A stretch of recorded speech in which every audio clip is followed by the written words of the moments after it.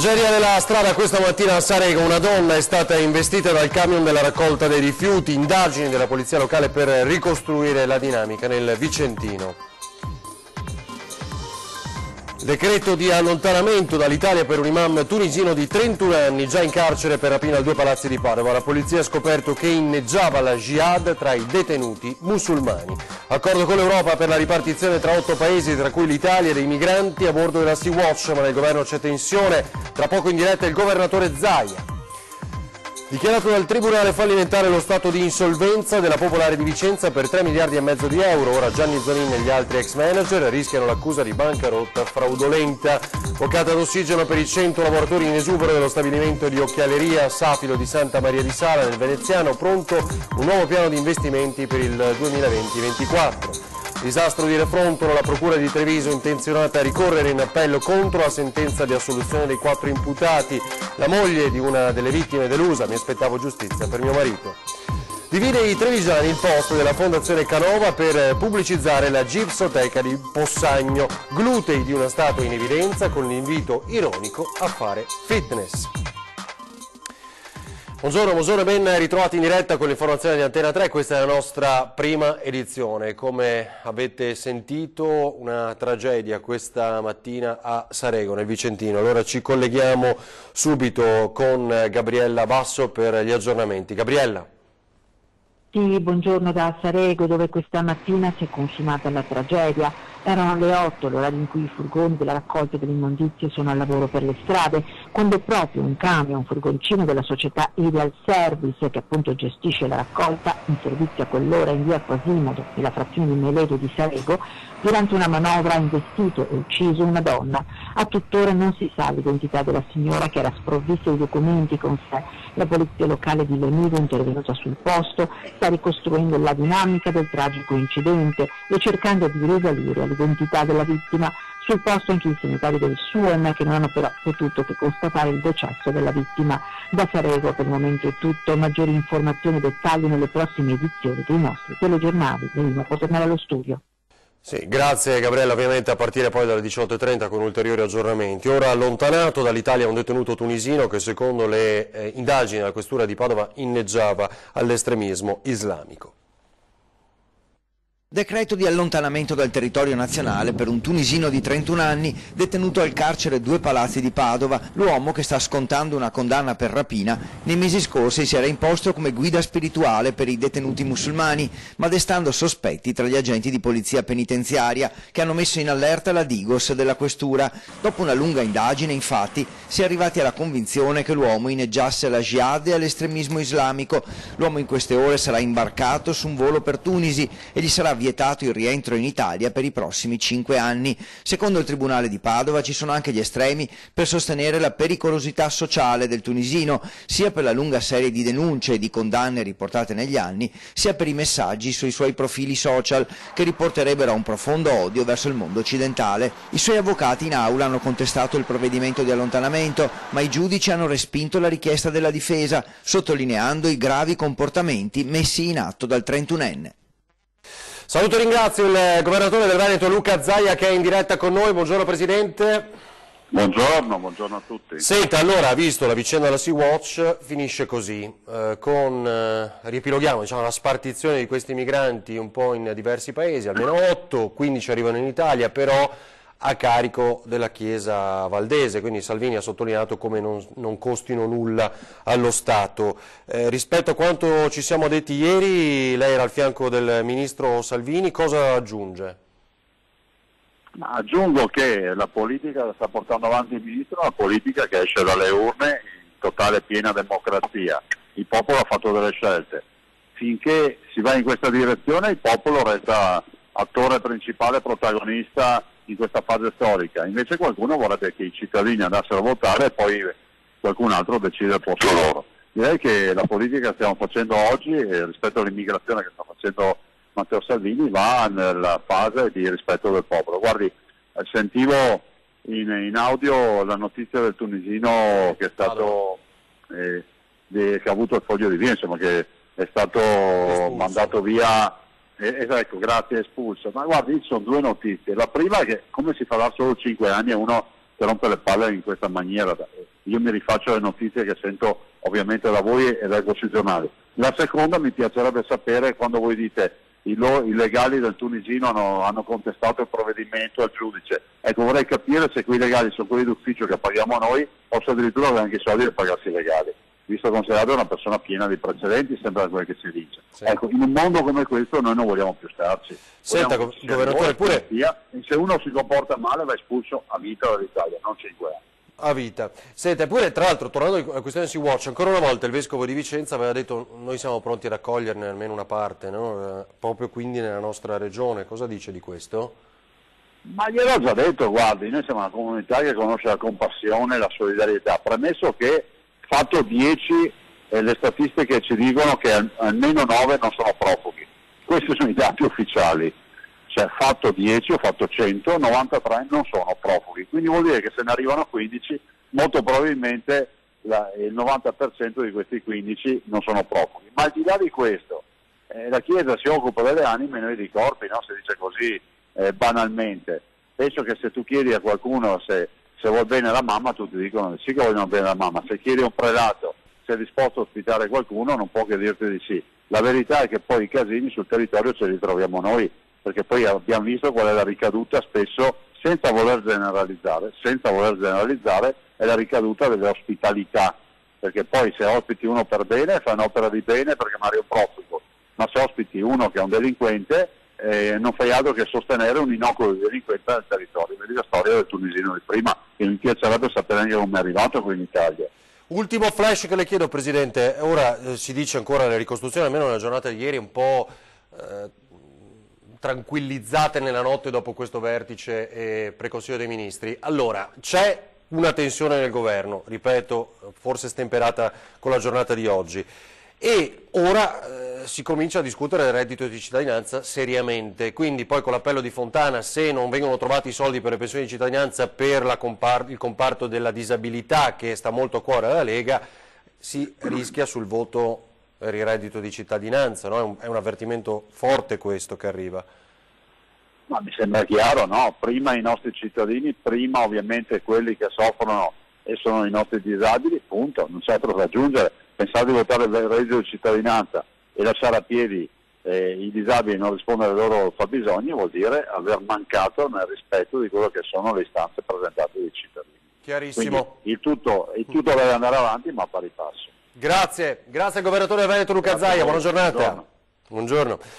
Ora la vicenda è infinita delle banche venete, perché il Tribunale fallimentare di Vicenza ha dichiarato lo stato di insolvenza della Popolare di Vicenza e questo apre concretamente all'accusa di bancarotta fraudolenta per l'ex presidente Gianni Zonin e gli ex vertici della banca di Corso Palladio. Il 25 giugno 2017, secondo i giudici, data di avvio della liquidazione, lo squilibrio dei conti era pari, come dicevamo, a 3,5 miliardi di euro. Un'insolvenza consente ora di aprire un secondo filone parallelo di indagine rispetto al principale, con imputazioni per aggiotaggio, ostacolo alla vigilanza e falso in prospetto informativo. La difesa di Zonin ha già fatto sapere che ricorrerà in appello contro la sentenza del Tribunale fallimentare.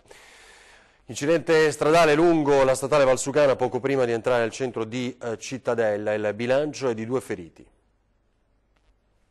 Scontro tra un autoarticolato che trasportava ghiaia e un'autovettura a Facca di Cittadella. Il bilancio è di 2 feriti. I pompieri arrivati dal distaccamento di Cittadella hanno messo in sicurezza i mezzi e soccorso, insieme al personale del SUEM 118, i 2 occupanti dell'auto, che sono stati presi in cura dai sanitari per essere poi trasferiti in ospedale. Illeso l'autista del mezzo pesante. La polizia locale ha eseguito i rilievi dell'incidente per ricostruire la dinamica dell'accaduto. Le operazioni di soccorso dei vigili del fuoco sono terminate dopo circa un'ora. Pesanti le conseguenze sul traffico, visto che il mezzo pesante aveva invaso entrambe le corsie di marcia, inevitabile una deviazione obbligatoria.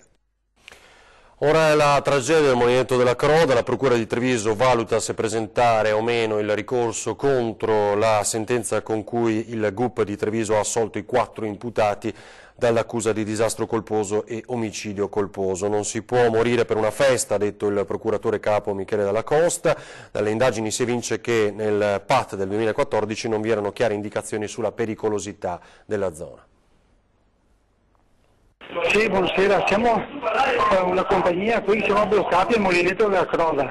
Sì. Abbiamo anche un ferito perché l'acqua adesso è venuta, l'acqua è andata sta rifatta, adesso abbiamo ferito anche abbastanza grave. Però feriti sicuri e quanti dispersi secondo voi? È importante? Non lo sappiamo. Non lo sapete. No. Il primo allarme alla centrale operativa del SUAM 118, le prime informazioni che arrivavano dal luogo del disastro, la macchina dei soccorsi che iniziava a muoversi per scoprire la devastazione, i morti, i feriti. Da allora per i familiari di Luciano Stella, Giannino Breda, Maurizio Lot e Fabrizio Bortolin, le vittime della tragedia del Molinetto della Croda, non è più stato lo stesso. A 4 anni di distanza tutti assolti perché il fatto non sussiste. Il giorno dopo la sentenza del processo riapre la ferita. Il giorno dopo la soluzione di tutti gli imputati non piace ad una parte dei familiari dei deceduti nella tragedia.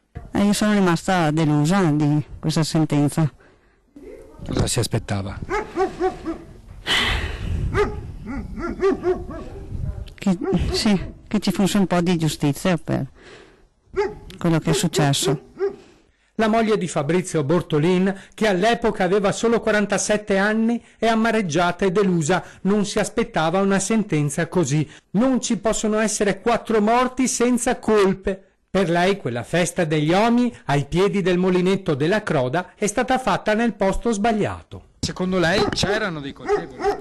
Penso di sì, perché sì, sono morte 4 persone, insomma. Però la giustizia saprà lei, insomma. Per Michela è stata dura, la solidarietà si è vista solo all'inizio. Dopo il primo anno tutti si erano già dimenticati delle vittime. La perdita del marito è un vuoto incolmabile per Michela, ma per crescere la figlioletta, che oggi ha 6 anni e mezzo e chiede sempre di suo padre, ha dovuto rimboccarsi le maniche. Ha chiesto di poter andare su al Molinetto della Croda a sua figlia? Sì. Dovete ancora trovare il coraggio di portarla? È stata quando era piccola, adesso quando sarà. Quando mi sentirò la porterò su. Il trauma, la ferita è ancora aperta? Sì, perché manca una persona importante nella mia vita. Di tutt'altra opinione è Nadia Breda, vedova di Giannino, ex falegname di Falzè, morto a 67 anni. La vedova oggi parla di sentenza giusta. Quelle persone sono innocenti, ribadisce. Io ho sempre detto che dietro a quel disastro c'era solo una calamità naturale. In silenzio hanno scelto di rimanere i familiari di Maurizio Lot e Luciano Stella. Questi ultimi hanno intentato anche un'azione in sede civile chiedendo un risarcimento per le conseguenze che sulla famiglia e sull'azienda la morte del loro caro ha causato.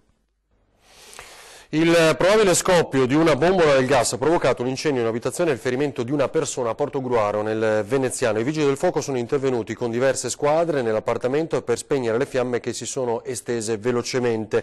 Sulle cause dell'incidente sono in corso accertamenti. La persona ferita è stata soccorsa ai sanitari del SUAM 118 e quindi è stata trasportata in ospedale con un'ambulanza. Ora torniamo nel Trevigiano, a Miane, dove il conto corrente della parrocchia è stato alleggerito da un hacker. Parrocchia di Miane derubata da un hacker che è riuscito a intrufolarsi nel conto corrente postale e a sottrarre oltre 1.000 euro. Il parroco, don Maurizio Dassier, se ne è accorto a cose fatte quando ormai il pirata informatico era riuscito a far sparire 1.170 euro, denaro frutto di una raccolta fondi avviata per finanziare i lavori di restauro del santuario della Madonna del Carmine. Un'amara sorpresa per sacerdote e fedeli. L'autore del furto ha sottratto la somma in 2 differenti momenti, spostando i soldi, a quanto risulta, su un conto inglese. Quando si è reso conto dei prelievi anomali, don Maurizio non ha potuto fare altro che sporgere denuncia ai carabinieri, mettendo al sicuro quanto rimaneva nel conto intestato alla Natività della Beata Vergine di Miane, che evidentemente faceva gola a qualcuno, essendo stati raccolti per i restauri, al 6 gennaio, quasi 230.000 euro. Ora la speranza del parroco è che Poste rimborsi i soldi sottratti, anche perché l'avvio dei lavori previsti per il bicentenario della consacrazione del santuario è imminente. Questo pomeriggio a Mira i funerali del 19enne rugbista Henry, italo-nigeriano, sapete scomparso dal 28 novembre e ritrovato privo di vita nelle scorse giornate. In diretta ci aggiorna Ilaria Marchiori. Buongiorno da Mira, saranno celebrati questo pomeriggio alle 15 nella chiesa di San Nicolò i funerali di Henry Kasim, il giovane rugbista italo-nigeriano di 19 anni, scomparso il 28 novembre scorso e ritrovato senza vita nel canale in via Argine Sinistro il giorno di Santo Stefano. Le esequie verranno celebrate dal parroco Don Gino Cicutto. Qui era molto conosciuto perché faceva parte del gruppo scout. Tanti bei ricordi legati a questo giovane vivace, sorridente, troppi per citarne solo alcuni è stato il ricordo del viceparroco Don Mauro. Seguiva i giovani di terza media insieme alle catechiste, continua portando avanti i suoi impegni sportivi e universitari. La sua perdita è un dolore immenso, una prova tanto dura da poterla affrontare solo grazie alla fede, l'unica certezza in cui confidiamo e attraverso cui vogliamo consegnare Henry. La sua scomparsa ci ha colpito, continua ancora Don Mauro. Abbiamo la sensazione di non essere stati capaci di cogliere dei problemi, se c'erano stati. Ma da questa prova vogliamo trarre una lezione che aiuti noi a vivere e andare avanti. Di lui manca tutto. E intanto ieri sera la comunità si è stretta attorno al dolore di familiari e amici con una veglia funebre in ricordo di Henry. Da Mira è tutto, restituisco la linea allo studio. Chioggia è sotto shock per quel cibo destinato a bimbi e studenti, ma scaduto. Ovviamente ora si sta indagando e il Comune è pronto a ricorrere. Il caso rischia di sollevare un vespaio di polemiche e conseguenze gravi perché sono serie le irregolarità riscontrate dai carabinieri durante i controlli di lunedì scorso nel luogo dove materialmente la società aggiudicataria dell'appalto mense scolastiche confeziona i cibi per le mense di scuole e istituti di Chioggia, Sottomarina e Valli. E il risultato positivo degli accertamenti eseguiti sono una conferma per le famiglie che negli ultimi tempi avevano fatto trapelare qualche lamentela sulla genuinità del cibo assunto dai propri figli a scuola. Qualche mal di pancia di troppo e piccoli problemi intestinali segnalati alle autorità hanno dato il là ai controlli che i militari dell'Arma assieme al personale del Dipartimento di Prevenzione dell'ULSS 3 Serenissima di Chioggia hanno svolto nel luogo dove la società, che ha sede a Milano ma che ha succursali in tutta Italia, prepara i pranzi. Sono stati ispezionati cucine e magazzino e tra gli alimenti conservati all'interno di frigoriferi e congelatori sono stati trovati pollame, hamburger di tacchino, pizza e yogurt scaduti. Sempre nei congelatori sono stati trovati 4 rotoli di arrosto precotto da 6 kg totale e una confezione di carne rossa cruda da quasi 5 kg, sprovvisti di etichettatura e di documentazione richiesta per la tracciabilità. Alla società è stata comminata una sanzione complessiva di 11.500 euro, mentre 60 kg di generi alimentari sono stati sequestrati e smaltiti. Contattata telefonicamente l'assessore all'istruzione del Comune di Chioggia ha detto che si tratta di un fatto gravissimo. L'amministrazione comunale si è attivata immediatamente per chiedere informazioni alla società e per i conseguenti provvedimenti del caso. E il sindaco Alessandro Ferro in una nota dice una situazione non giustificabile nemmeno se gli alimenti freschi fossero stati accantonati per lo smaltimento. È della salute dei nostri figli che stiamo parlando, scrive il primo cittadino che annuncia di procedere con tutte le azioni possibili. Barbe finte e licenza di multare sono gli 007 contro gli ecovandali a Santa Lucia di Piave. Nel Trevigiano si chiamano GAC, Guardie Ambientali Comunali. Il Comune di Santa Lucia non smette mai di stupire con le iniziative, in questo caso legate all'ambiente e alla lotta agli ecovandali, che nello specifico sono i lanciatori dei sacchetti lungo la strada o abbandonati nei boschetti lungo il Piave. Tanti, troppi gli episodi per non far scattare la reazione del sindaco Riccardo Sciumschi. Non bastano i cartelli, le fototrappole e i 44 vigili di Savno che controllano di fatto la sinistra Piave. Ora serve la sollevazione popolare nei confronti di questi incivili. Il commento del sindaco affidato ai social. Per questo chiedo ai miei cittadini di mettersi a disposizione per vigilare il nostro territorio, costituendo le GAC, le Guardie Ambientali Comunali. Niente di bellicoso, ben inteso, perché l'unica arma sarà la telecamera del telefonino. L'idea è di sorvegliare i punti più frequentati dagli ecovandali e immortalarli nell'atto dell'abbandono dei rifiuti, per poi procedere con le sanzioni, ma anche con ogni possibile denuncia. Sarebbero già decine le adesioni giunte poche ore dopo la pubblicazione del post, segno di una coscienza ambientalista diffusa, almeno a Santa Lucia di Piave. Pochissimi istanti pubblicità e tra poco altre novità. In Italy. Torniamo in diretta alla nostra prima edizione, buone notizie da Santa Maria di Sala per quanto riguarda la Safilo. Ci aggiorna Anna Maria Parisi. Buongiorno da Santa Maria di Sale, dallo stabilimento della Safilo, dove Dopo lo spettro dei 100 esuberi con il rischio licenziamenti per lo storico marchio dell'occhielleria italiana, oggi sembra esserci una nuova positiva pagina, con un nuovo piano di investimenti, quello 2020-2024, e il rilancio presentato ieri che pare scongiurare gli annunciati licenziamenti. Safilo infatti ha annunciato dal nuovo amministratore delegato della compagnia, Angelo Trocchia, questo nuovo piano che lo ha incontrando le parti sociali. L'amministratore delegato ha messo in fila uno dietro l'altro i marchi con cui le trattative si sono concluse positivamente, tra i quali un notissimo marchio di jeans, una garanzia per la continuità della produzione degli occhiali nei prossimi anni. Obiettivo prioritario è infatti quello di aumentare i volumi di vendita, motivo per cui sono stati cambiati anche tutti i responsabili commerciali delle macro aree dei mercati mondiali, e anche cambiato il responsabile dell'e-commerce, con l'obiettivo di portare il volume delle vendite online dal 3% all'attuale 6%. Scettici invece i sindacati, ma si vedrà quello che accadrà nelle prossime ore e nei prossimi giorni. Per il momento da Santa Maria di Sale è tutto, restituisco la linea allo studio. Grazie Anna Maria Parisi. Altra spina del fianco adesso, la fatturazione elettronica, vediamo come va nello sfogo del presidente di Confcommercio del Veneto. Fatturazione elettronica è una nuova gabella sulle imprese che fa più prendere paura per l'aspetto burocratico che per quello economico, ma che comunque sommando uno all'altro è un qualcosa in più che va a costare senza semplificare il nulla. Forse abbiamo raggiunto il massimo, è ora di ripensare come si può fare impresa in Italia. Non usa mezzi termini il presidente di Confcommercio Veneto nel definire l'obbligo della fattura elettronica entrato in vigore dal 1 gennaio e che evidenzia ha una procedura che andrebbe semplificata, ma soprattutto non è d'aiuto alle piccole e medie imprese. Zanon tocca poi un altro tema importante, quello dei saldi, che a suo avviso con inizio a gennaio non sono tali. Così come sono, in ogni caso non soddisfano più la vera esigenza per cui sono nati. Allora vanno bene fatti ora per il mondo che in qualche modo deve tentare di dare delle risposte a un Natale che di solito, proprio perché arrivando i saldi qualche giorno dopo, non è più importante come una volta.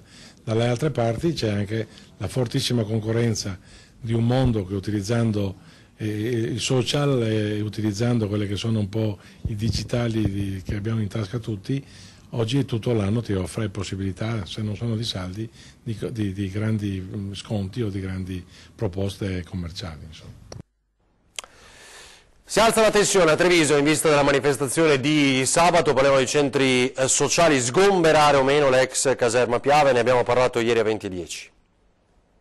In Egitto per quale motivo non l'avete ancora sgombrata? Perché non si può, perché voi gli avete fatto un contrattino che possono stare dentro. Mi pare che il sindaco Conte e anche avete un nuovo avvocato nel vice sindaco De Checchi, mi pare stiano anche loro cercando di vedere. Ma non è facile. Possono intervenire. Ma non è facile. Sì. Ah beh, allora dacci tu la soluzione, perché guarda, noi vogliamo portarli fuori il prima possibile, ma siccome gli avete fatto un contratto, un comodato gratuito per 9 anni, una cosa del genere, portarli fuori di lì sarà difficile. Comunque guardi, ormai sono entrati, purtroppo il vulnus c'è, cioè nel senso che... No, sarà blindato o meno come dice lei, però di sicuro si può intervenire, oppure il fatto di intervenire poi si sposta...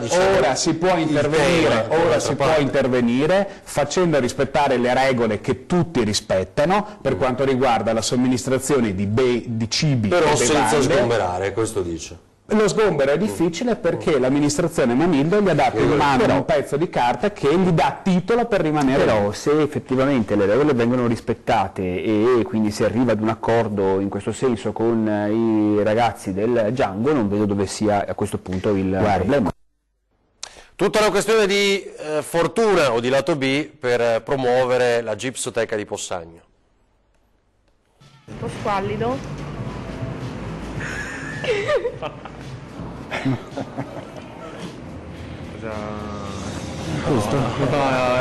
Molto bello, se fosse di una signora. Ciao! L'immagine capace di provocare sorrisi incuriositi, imbarazzo o sdegnata disapprovazione è questa. Nel post apparso sul profilo Facebook della Gipsoteca Antonio Canova campeggia in questi giorni il primo piano del fondoschiena di una delle numerose statue conservate nel museo di Possagno. Ad accompagnarla l'ammiccante invito a darsi da fare con i buoni propositi di inizio anno, Alzatevi e andate, nel segno della parola d'ordine del 2000, fitness. Vi siete già iscritti in palestra? Viene chiesto nella domanda finale. Insomma, il messaggio è chiaro.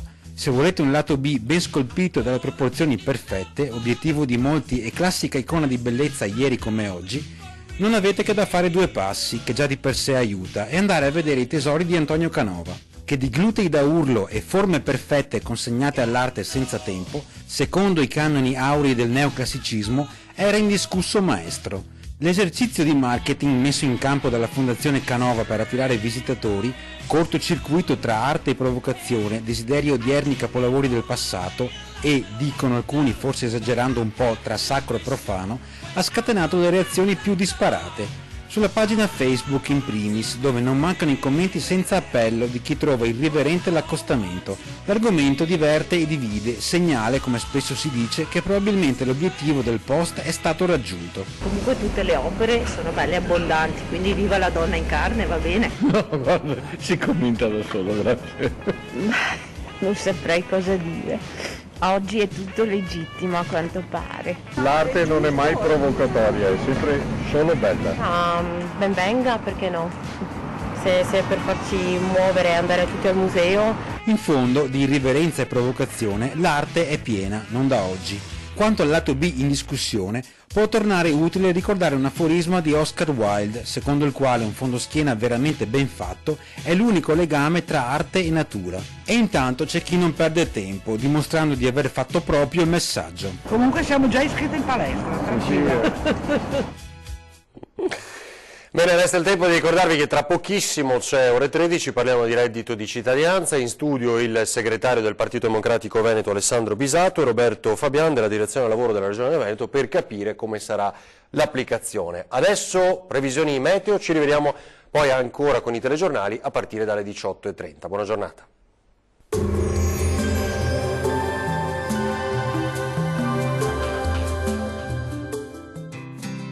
L'Unic Star, le uniche pagliette antibatteriche in commercio, prodotte anche per i marchi più importanti, sia nazionali che internazionali. Ben ritrovati al meteo. Giornata grigia sulle nostre regioni, ma senza piogge. Sul Veneto la costante presenza dell'anticiclone garantirà un tempo per lo più stabile, tuttavia il cielo risulterà molto nuvoloso e spesso coperto, specie al mattino. Sarà più soleggiato invece a partire dal pomeriggio con poche nubi sparse. Temperature minime comprese tra i -2 e 1 grado, massime tra i 5 e 9 gradi.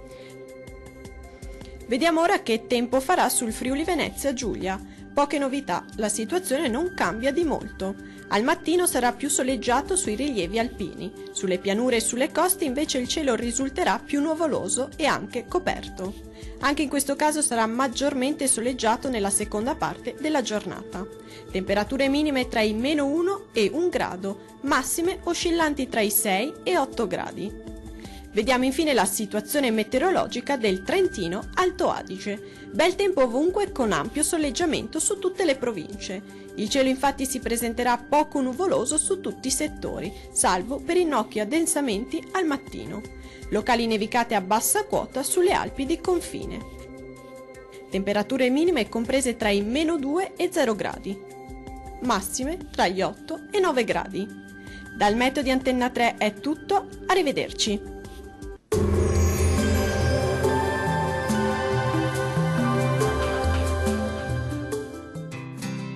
L'Unic Star, le uniche pagliette antibatteriche in commercio, prodotte anche per i marchi più importanti, sia nazionali che internazionali.